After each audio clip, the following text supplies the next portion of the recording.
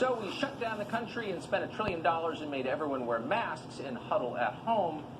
We didn't allow people into hospitals or nursing homes to see their loved ones die, all because the coronavirus was so scary and so dangerous. And it is dangerous, and it can be scary. More than 200,000 people have died. But that doesn't mean that everyone is at risk. The details actually matter. So as part of our ongoing commitment to science on this show, we're going to give you the new CDC numbers. And they show the vast majority of Americans face no risk, virtually no risk. For people aged 1 year to 69 years, the survival rate post-infection with COVID is over 99%. For young people under the age of 20, which is most college students who are being thrown out of school for congregating outside, the survival rate, this is from the CDC, is 99.997%. Why are we doing this again, particularly on college campuses? Dr. Mark Siegel has thought a lot about this.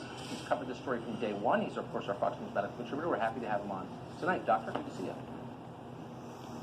Hi, Tucker. The media obsessing on the number 200,000, right?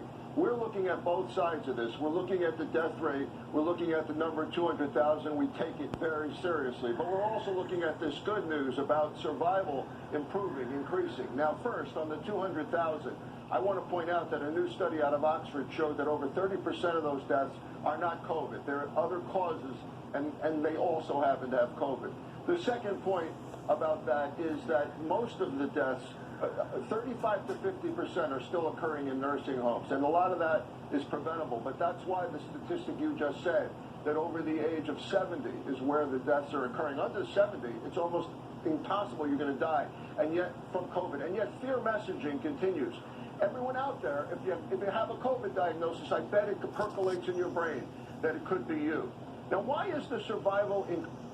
That means that only 15% of the deaths, or 30,000 people that live a normal life, died from COVID out of all the people in this country. That's less than 1%. Increasing so dramatically. It's because of earlier diagnosis. It's because of great medical care. It's because of remdesivir, a drug we talked about first in Nebraska, dexamethasone, plasma, new antibodies coming out that we're going to be able to use, vaccine on the horizon. All really good news, Tucker. So why the fear messaging? Why the message to the public that you could be next? I have one answer for that, Tucker. The election. It's an election year, and because an election is coming up, and that's not fair to the American public. So tonight I want to say once again, the science has to triumph over the politics, Tucker.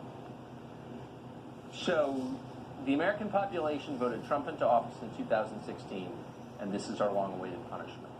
It's one of the worst things our country's ever done, I would say. If you look at the effects on children, if you have kids who know, shocking what we're doing to them. It really is. Dr. Siegel, thank you. Tucker, if you have bacterial pneumonia, there's a 14% chance you're going to die. If you have Ebola, it's 50%.